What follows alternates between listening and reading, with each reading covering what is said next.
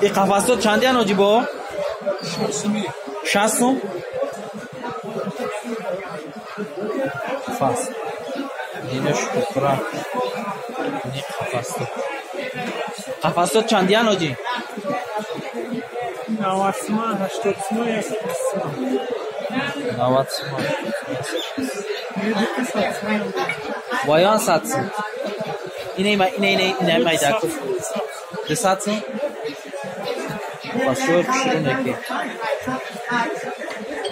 تحکشون هم هست اینه بازار مازال کارخوزی رسی هم اینه طرف هم قفا است اینه قفا است اینه کاو بازار کارخوزی رسی هم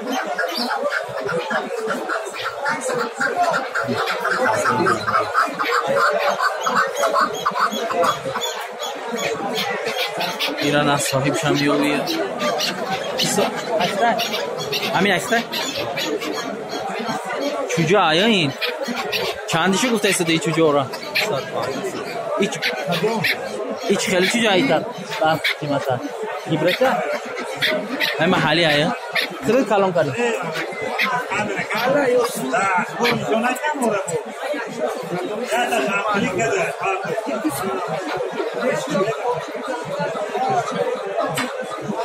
ای بازار صاحبای کاغو را یافتم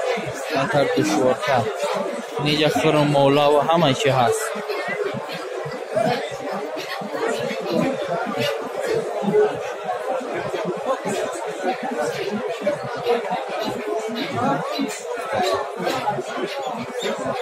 قفص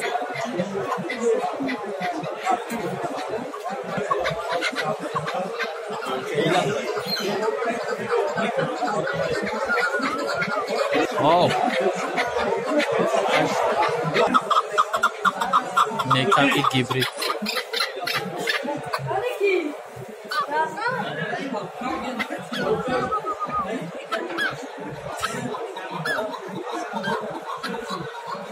tak